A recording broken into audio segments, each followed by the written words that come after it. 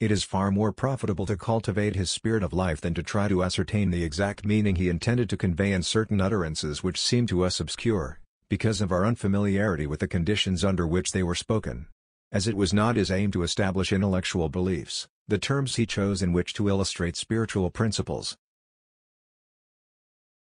were such as came to hand most naturally. Whenever his hearers held traditional beliefs that did not involve moral wrong or conduce to hypocrisy, instead of entering into an unprofitable argument over doctrinal issues, he sought to enforce some spiritual lesson which those with eyes to see and ears to hear could discern at once. Therefore, in the course of his teaching, we often find him incidentally drawing material for illustration from such current beliefs and figures of expression as lent themselves most readily to his purpose and method of treatment. In parable, metaphor, and hyperbole, dealing with incidents and situations familiar to their habits of thought, he presented various phases of truth, in such a manner that the spiritually discerning among his hearers could appreciate the point he sought to convey.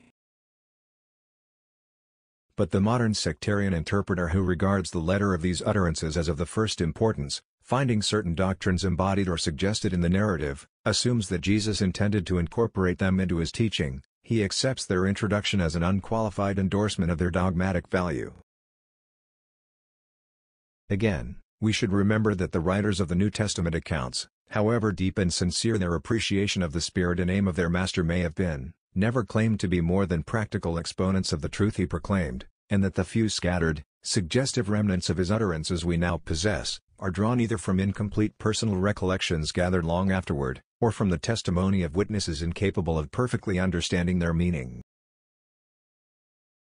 I have many things to say unto you, but ye cannot bear them now. It is, therefore, purely gratuitous to assume that the brief sketches, they cannot properly be termed histories, of the life and teaching of Jesus, which we now have in the four Gospels, fairly represent more than his general intent and purpose, with such occasional sidelights as the disciples were disposed to furnish by way of interpretation.